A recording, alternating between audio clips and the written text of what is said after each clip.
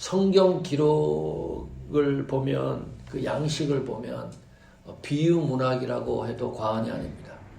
요한계시록 같은 데 보면 하나님 나라에 대한 묘사를 하고 있는데요. 인간이 사용하는 언어로 도저히 그것을 기록할 길이 없습니다. 전 세계 언어를 모두 모아가지고 하나님 나라에 대한 설명을 한다 그래도요, 이 언어의 제한력 때문에 도저히 묘사할 수가 없습니다. 그래서 계시록에 보면 비유로 다 말씀해 놓고 있습니다. 예수님이 메시지를 전하실 때 많은 부분에서 비유로 말씀을 증거하고 있습니다. 왜 그럴까요? 왜 예수님이 직설적으로 하나님 말씀을 전하지 않고 비유로 말씀을 전할까요? 청중, 듣는 사람들이 알아듣지 못하기 때문입니다. 예수님이 전하는 메시지의 본질을 제대로 이해하지 못하니까 비유를 들어서 쉽게 설명해서 말씀을 전했습니다. 이 비유에는 문법적으로 보면 직유법하고 은유가 많이 사용됩니다. 은유가 뭐죠? A는 B이다. 이게 은유입니다.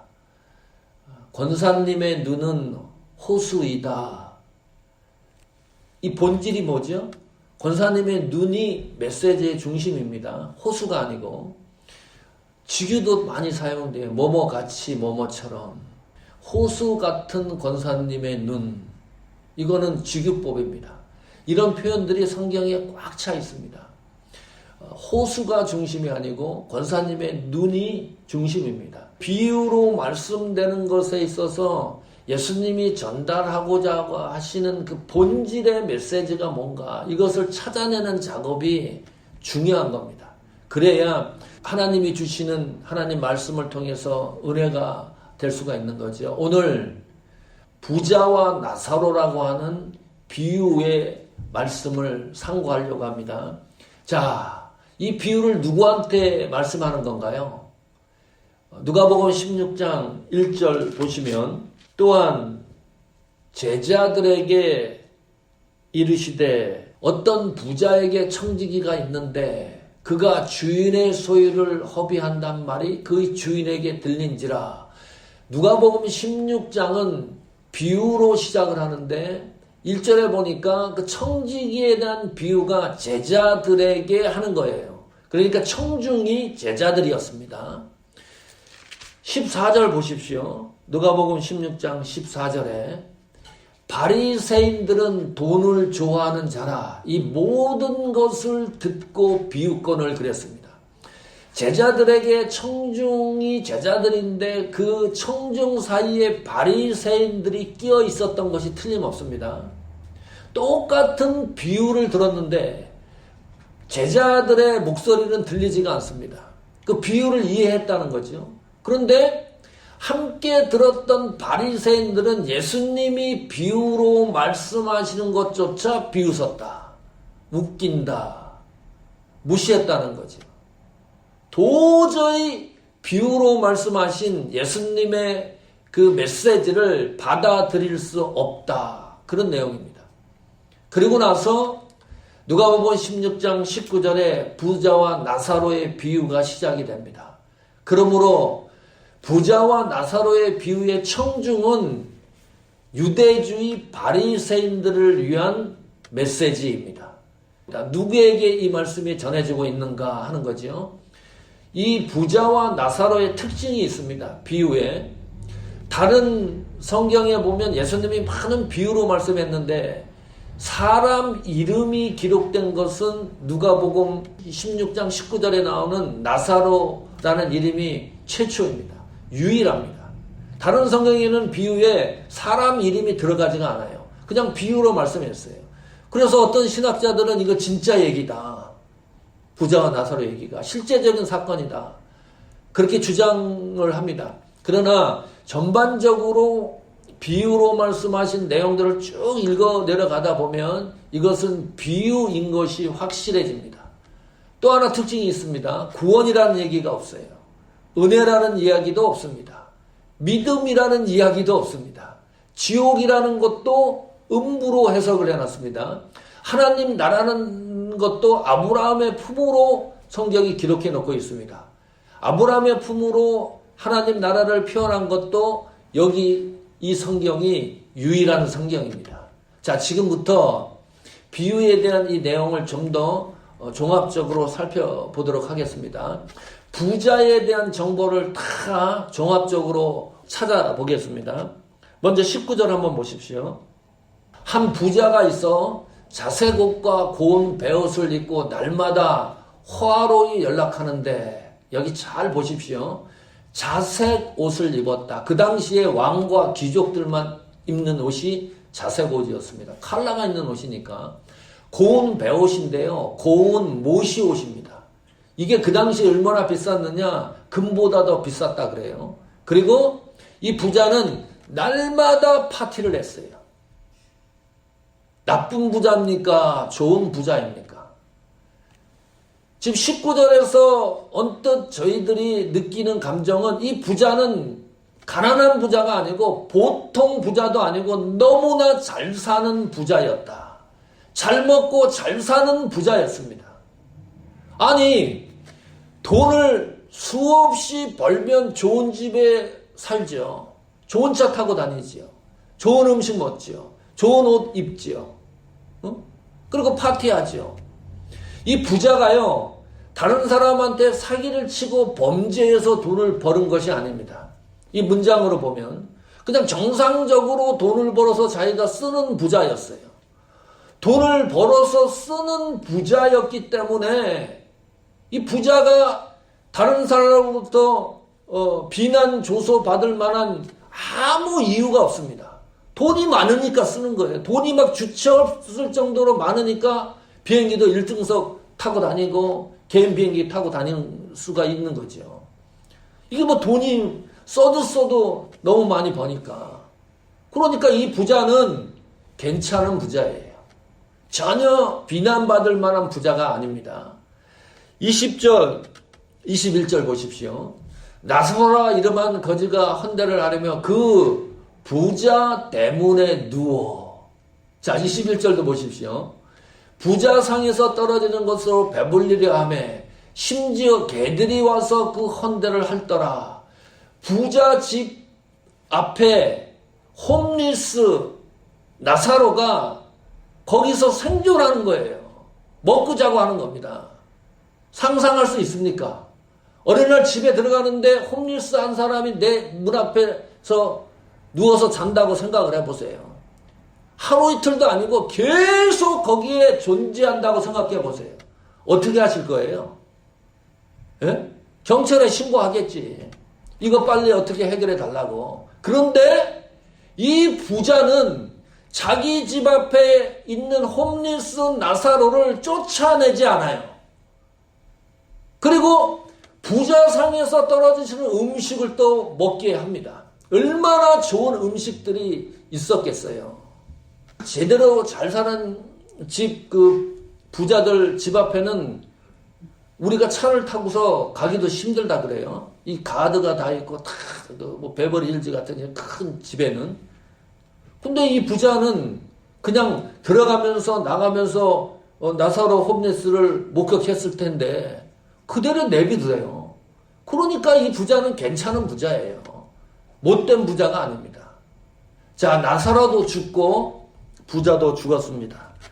23절 보십시오. 자, 그런데 이 괜찮은 부자가 죽어서 어디 갔느냐? 저가 음부에서 고통 중에 눈을 들어 멀리 아브라함과 그의 품에 있던 나사로를 목격했습니다. 두 사람이 똑같이 죽었는데 나사로는 아브라함 품에 들어가고 이 부자는 음부에 들어갔다. 고통을 느끼는 거죠. 자, 음부가 어디 있어요? 땅 속에 있나요? 하늘 어디에 공중에 떠 있나요? 어떤 장소가 분명한데 육체는 사람이 죽으면 땅으로 가지요. 영혼은 어디로 가요? 이 성경 비유대로 하면 음부에 가는 거예요. 아니면 나사로처럼 천국에 가는 겁니다. 이 음부가 도대체 어딘가? 캐톨릭에서는 중간 상태라고 얘기를 합니다. 사람이 일단 죽으면 중간 상태에 영혼만 있다가 예수님이 뭐 재림을 하면 이 영혼과 혼이 합쳐진다 그래요. 과연 그럴까요? 이 음부라는 말이 히브리어로 스월이라 그럽니다. 또 헬라어로는 하데스 이렇게 말을 하는데 영어 성경에 보면 저 음부를 지옥으로 번역을 해놨습니다. 그 개혁주의에서는 중간 상태를 이야기하는 게 아니고 지옥과 천국 중간 상태가 없는 것으로 이해를 합니다. 그 사람이 죽으면 육신은 땅으로 가지요. 영혼은 지옥이나 천국에 가 있는 거예요. 그럼 예수님이 재림할 때 영과 혼이 합쳐져서 제대로 지옥과 천국에서 영원토록 생존한다. 이것이 성경적인 사후세계에 대한 진리입니다. 그런데 보세요. 지금 육신은 땅에 있는데 영혼만 가 있는 지옥에서 이 부자가 고통을 느끼는 거예요. 이 고통이 어떤 고통입니까? 육체적인 고통이잖아요. 불꽃 가운데 목이 마른다. 참 묘한 겁니다. 자, 육체가 없어요. 죽어갖고. 그런데 지옥에 있는 영혼이 육체의 고통을 느낀다. 자, 육체의 고통을 느끼는데 이 고통이 영혼이 느끼는 고통이에요? 육체가 느끼는 고통이에요? 희한하지 않습니까? 어떻게 육체가 없는데 영혼이 육체의 고통을 느낍니까? 이 문제가 해결이 되어야 돼요. 자, 죽은 사람을 찌르면 아프다고 소리를 지릅니까?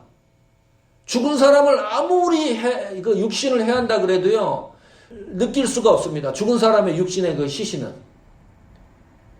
그런데 오늘 성경에 보면 이 영혼이 육신의 고통을 느끼는 거예요. 무슨 말이에요? 육신이 있어야 완벽한 고통이 한 작품이 탄생하는 겁니다. 죽은 사람을 찔리면 느끼지 못하니까 우리가 생각을 해보세요. 우리가 어디 찔린다든가 우리 육체에 어떤 해가 일어난다 그러면 얼마나 아프고 치과 가서 치과할 때도 아프고 주사 맞을 때도 아프고 그거는 육신이 생존하기 때문에 고통을 느끼는 거잖아요.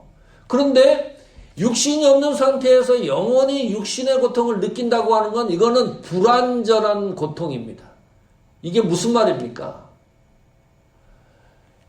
예수님이 재림을 해서 우리 몸과 육신이 하나가 돼서 지옥과 하늘나라에 공존한다 그랬을 때 지금 영혼이 느끼는 육신의 고통의 수천 배, 수만 배 고통이 있을 것이다. 지옥에서는. 완벽한 하나의 몸을 이룬 상태에서 고통을 당한다고 생각을 해보세요. 육신이 없는데 영혼이 육신의 고통을 느껴도 저렇게 힘이 든데 온전한 상태에서 당한다고 생각해 보세요.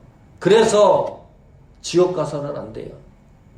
이거 지금 지옥이 무슨 그 정도 고통일까? 성경이 얼마나 많이 경고를 하고 있습니까? 지옥이 우리가 상상할 그 이상의 고통과 어려움이 있다는 것이 성경의 진리 아닙니까? 너무 무서운 거예요. 내가 이 세상에서 육체적으로 당하는 고통, 이건 아무것도 아닌 겁니다. 지금 살만한 거예요, 부자가. 지옥에서. 육신이 없는 고통이니까. 그냥 불꽃 가운데 목이 말라가지고 그래도 제정신으로 나서러 천국에 있는 물 좀 찍어서 좀 좋겠다. 그 정도 고통인데요. 예수님 재림하고 나서 온전한 고통을 당해보면 이건 견딜 수가 없는 겁니다. 그래도 나는 지옥 가겠다. 세상에 이런 사람들이 있다니까요. 제발 가지 말라 그러는데 너무 간단한데 예수 믿으면 하나님 나라 간다고 성경이 기록해 놨는데 왜 안 믿나 이 말이에요. 왜 정신을 못 차리는 거예요. 너무 간단한데 우리 인생이 길면 얼마나 길어요. 제대로 예수 그리스도를 믿다가 하늘나라 가면 얼마나 좋은 인생입니까? 남은 생의 목적이 여기에 있어야 된다. 다른 거 없어요. 뭐 50년, 60년 살 겁니까, 우리가? 빨리 오지 않습니까? 언제 하나님이 데려갈지 모르는데, 신앙생활의 중심을 갖고 살아가는 것이 복된 삶입니다. 이것이 우리 삶의 마지막 목적이어야 한다. 여기 보면 28절에 또 이렇게 기록해 놨어요. 내 형제 다섯이 있으니 저희에게 증거하게 하여 저희로 이 고통받는 곳에 오지 않게 하소서. 이 부자가 다섯 형제가 지구에 있는 거예요. 부자는 지옥에 가 있고 너무 힘이 드니까 이 다섯 형제가 걱정이 되는 겁니다. 자, 30절입니다. 가로되 그렇지 아니하나이다. 아버지 아브라함이여 만일 죽은 자에게서 저희에게 가는 자가 있으면 회개하리이다. 무슨 말이에요? 죽은 나사로를 살려가지고 지상에 보내면 내 형제가 나사로 이야기를 듣고 회개하고 지옥에 오지 않을 것이다. 그러니 나사로를 살려서 좀 보내주십시오. 괜찮은 부자예요. 아무리 생각을 해도. 나는 지금 지옥에 가 있지만은 형제들을 생각하는 거잖아요. 그런데 성경은 그렇게 얘기를 하는 거예요. 자, 봐라. 나사로가 살아서 지상에 내려가서 증언한다 그래도 무엇이 문제라는 거예요? 지금 세상에 증거되고 있는 하나님 말씀을 듣고 믿지 아니하면 죽은 나사로가 내려가서 증거한다 그래도 믿지 않을 것이다. 이 무서운 말입니다. 하나님의 말씀인 성경 말씀을 통해서 믿지 않으면 죽은 나사로가 수없이 살아나서 말씀을 증거한다 그래도 그 사람들은 믿지 않는다. 이것이 복음의 위력입니다. 아무리 생각해도 이 부자는 괜찮은 부자가 틀림없습니다. 자, 나사로에 대한 정보입니다. 20절 보십시오. 나사로라 이름한 거지가 헌대를 앓으며 그 부자 대문에 누웠습니다. 자, 여기 나사로에 대한 정보입니다. 홈리스죠. 헌대를 앓았다. 종양, 또 어떤 사람들은 뭐 한센병, 문둥병이라고 얘기를 하는데 그냥 피부병입니다. 헌대를 앓았고 부자 대문 앞에서 살아가는 사람입니다. 21절입니다. 부자의 상에서 떨어지는 것으로 배불리려 하며 개들이 와서 피부병 걸린 것을 헌대를 핥더라 그랬습니다. 이 최극단적인 거죠. 집도 없는데 몸이 안 좋아요. 여기서 개들은 어느 집에서 기르는 개가 아니고 주인이 없는 떠돌이 개들입니다. 그 개들이 와서 헌대를 핥아요. 유대주의 입장에서는요, 저런 사람은 하나님에 의해서 형벌을 받았다고 유대주의 사람들은 생각을 하고 있었습니다. 죄 받아서 그렇다. 하나님 앞에 심판을 받아서 그렇다. 그렇게 생각을 했어요. 바리새인들은요, 절대로 상종하지 않습니다. 저런 사람들은. 부정한 사람으로 딱 결정을 해놓고 이런 상황에 있는 사람은 하나님 앞에 부정한 인간들이기 때문에 절대 접촉을 하지 않습니다. 이것이 부자의 생애였습니다. 또 여기 보면 22절입니다. 그 거지도 죽어서 천사들에게 받들려 아브라함 품에 들어가고 부자도 죽어 장사되며 그랬죠. 자, 여기서도 유일하게 22절에만 나오는 표현들입니다. 천사들에게 받들려서 아브라함 품에 들어갔다. 아니 그냥 성경이 하나님 나라에 들어갔다 이렇게 하면 우리가 쉽게 이해를 할 텐데 왜 굳이 아브라함 품에 들어갔다라고 성경이 기록했을까요? 이유가 있습니다. 유대주의자들은요, 아브라함 품에 들어가는 것이 어떤 거예요? 예? 아브라함 품에 들어간 것이 천국에 들어간 거, 낙원에 들어간 것이라고 생각을 했습니다. 이것이 바리새인들도 그렇게 믿었고요. 24절입니다. 불러 가로되 아버지 아브라함이여 나를 긍휼히 여기사 나사로를 보내어 그 손가락 끝에 물을 찍어 내 혀를 서늘게 하게 하옵소서. 내가 이 불꽃 가운데서 고민하나이다 그랬죠. 여기서 잘 보면 아버지 아브라함이여 그랬습니다. 아브라함을 이 부자가 아버지로 호칭하고 있습니다. 왜 그런가요? 이 유대인들은 아브라함의 후손이라는 것을 아주 자랑스럽게 생각했습니다. 다시 말하면 아브라함의 후손은 반드시 하나님 나라 간다라고 생각을 했어요. 하나님 나라 천국 가는 티켓을 이미 끊어놨다고 생각을 했어요. 유대주의자들은 그렇게 믿고 신앙생활을 했습니다. 그러니까 여기에 등장하는 이 부자는 보통 사람이 아니고 철저하게 유대주의 바리새인이라는 것을 성경이 밝히고 있습니다. 자, 천국과 지옥을 간 그 상황을 이 비유에서는 이렇게 얘기를 해요. 25절 보십시오. 아브라함이 가로되 얘 너는 살았을 때에 내 좋은 것을 받았고 나사로는 고난을 받았으니 이것을 기억하라. 이제 저는 여기서 위로를 받고 너는 고민을 받느니라 그랬죠. 이것이 천국과 지옥에 간 배경 설명입니다. 부자는 잘 살았다는 거예요. 좋은 것으로 이 지구에서. 그러니 너는 죽고 난 후에 고민을 받느니라. 고통을 받는 것은 당연하다. 그런데 나사로는 봐라. 얼마나 고난을 받았느냐. 이 고난을 받았기 때문에 나사로는 죽은 다음에 위로를 받는 것이 당연하다. 예수 믿어야 하나님 나라 가고 예수 안 믿으면 지옥 가는 게 성경적 법칙인데 여기 비유에서는 이렇게 설명을 하고 있어요. 자, 부자가 이 세상에서 잘 사는 거 그게 뭐지요?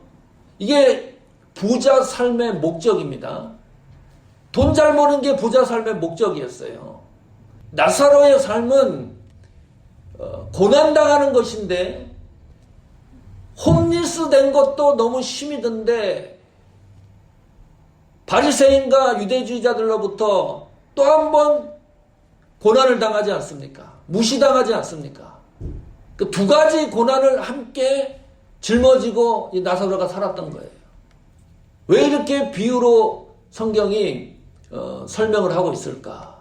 자, 바리새인들은요 성경에 세 가지로 축조해서 설명해 놓고 있습니다. 하나는 이 바리새인들의 신앙의 기본은 율법과 신앙의 전승입니다. 그러니까 조상들이 얘기해 놓은 그 신앙의 전통을 신앙의 기본으로 삼고 신앙생활을 했습니다. 이 바리새인들을 향해서 예수님이 또 하나 정의 내린 게 있습니다. 위선자라는 거예요. 외식하는 사람이라 그랬습니다. 기도와 구제와 금식을 가지고 이 세 가지를 가지고 외식한다는 거예요. 거짓말한다는 거죠. 거룩하다는 거죠. 하나님이 우리를 사랑한다고 한다는 거죠. 외식을 하면서 그것을 가지고 포장을 한다는 거예요.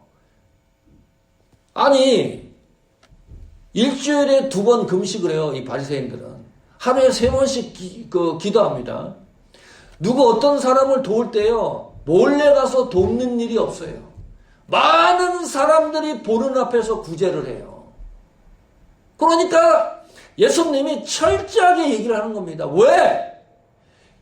기도와 금식과 구제라는 것이 얼마나 신앙적인 믿는 사람들이 행해야 될 본질 아닙니까? 그 문제를 가지고 그것을 가지고 외식을 한다 그러는 거니까요. 이 바리새인들에게 또 있습니다. 이 바리새인들은 자기가 세상에서 최고로 의롭다는 사상이 있었습니다. 내가 최고인 거예요. 내 믿음이 최고인 거예요. 내 신앙이 최고인 겁니다. 내 헌신이 최고인 거예요. 내 기도가, 내 구제가, 내 금식이 세상의 최고인 겁니다. 나는 죄인이 아닌 거예요. 저 사람은 죄인인데 나는 죄인이 아닌 거예요. 바리새인의 사고가. 나는 왜? 의로운 사람이니까. 세상 천지에 이런 경우가 어디 있어요? 그래서 내 눈에 들보는 안 보고 다른 사람의 티능만 자꾸 봐서 그걸 갖고 걸고 넘어지지 않습니까? 랍비가 뭡니까? 이 사람들의 삶의 목적이 랍비예요. 랍비 그 위치까지 올라가는 겁니다. 사람들로부터 존경을 받으려고. 성도 여러분, 비유로 말씀하신 중요한 요점이 이겁니다. 율법을 잘 지킨다며 너희가 그 율법 가운데 내 이웃을 내 몸처럼 살아가는 게 있지 않느냐. 오세오경을 그렇게 잘 지킨다며 신앙생활에 그렇게 자긍심이 있다고 한다면 집 문 앞에 있는 나사로 하나, 이 간단한 하나님의 말씀에 적용해서 이 문제가 해결이 돼야 되는데 어째 나사로 하나도 사랑할 수가 없느냐. 이게 뭐냐 도대체. 너희가 가지고 있는 이 신앙과 믿음이 도대체 뭐냐. 무엇이 그렇게 대단하냐. 사람들이 보지 않으니까. 이 부자가요, 나사로가 사거리에 있다 그랬으면 도와줬을 거예요. 많은 사람들이 보고 있다 그러면 이 나사로를 집 한 채를 하나 사줬을지도 몰라요. 안 보이니까. 자기 집 대문 앞에만 있으니까. 얼마나 가식적입니까? 그것을 책망하는 거예요. 오늘 이 비유를 가지고 말씀하면서 너는 세상에서 너무 잘 살지 않았느냐. 이 바리새인 유대주의자들은요, 이 세상에서 잘 사는 것이 하나님의 축복이라고 생각을 했습니다. 그러니까 가난하게 사는 건 하나님 앞에 심판받았다고 생각을 하는 거예요. 저 나사로처럼. 그런데 아니라는 거지요, 성경은. 잘 사는 것과 하나님 나라 가는 건 아무 관계가 없다. 믿음과 잘 사는 것은 관계가 없다. 하나님을 섬기는 것과 잘 사는 것은 관계가 없다는 거예요. 그거 강조한 겁니다. 비유로. 부자는 그래도 괜찮은 사람이었습니다. 도덕적, 윤리적으로 사람들한테 비난받지 않는 사람이었습니다. 괜찮은 사람 많습니다. 주위에 들려보십시오. 예수를 안 믿는데도 괜찮아요. 도덕적, 윤리적이에요. 예수 믿는 우리보다 더 도덕적, 윤리적인 사람들도 많이 있습니다. 좋은 일도 더 많이 하는 사람들도 있어요. 구제하고 섬기고 봉사하는 사람들이요. 예수 믿지 않아도 괜찮은 사람들이 이 세상에 많이 있습니다. 그런데 괜찮은 사람이 음부에 간 겁니다. 괜찮은 삶이 하늘나라 가는 보장이 아니다. 무슨 말이에요? 반드시 예수 그리스도를 믿어야지만 가는 세계입니다. 또 하나 결론을 내리면 26절 보십시오. 이뿐 아니라 너희와 우리 사이에 큰 구렁이 끼어 있어. 여기서 너희에게 건너고자 하되 할 수 없고 거기서 우리에게 건너올 수도 없게 하였느니라. 무슨 말입니까? 우리가 죽고 난 이후에 지옥이나 하늘나라 가면 왕래할 수 없다는 겁니다. 결정이 어디서 나는 거예요? 죽은 다음에 결정이 나는 겁니까? 아니에요. 살아생전에 결정이 나는 거예요. 이것이 너무 단순하니까 사람들이 중간 상태를 하나 만들어 놓은 겁니다. 이게 너무 어떤 센스가 없는 거니까. 그 중간 상태에 만들어 놔서 누가 헌금을 한다든지 기도를 한다든지 그래서 지옥에 있던 사람이 천국에 들어가기도 하고 그렇게 한다는 거예요. 그런데 성경은 결정이 살아생전에 결정 나는 겁니다. 하나님 나라와 지옥은. 요즘 하나님 나라와 지옥에 대한 얘기 설교 별로 안 합니다. 사람들이 싫어해요. 지옥 설교하면 싫어해요. 하나님 나라 설교하면 좋을런지 모르는데 오늘 비유를 통해서 우리 신앙을 한번 다시 다졌으면 좋겠습니다. 생의 목적이 하나님 나라를 향하는 마지막 생애의 목적의 결실이 되기를 간절히 축복합니다.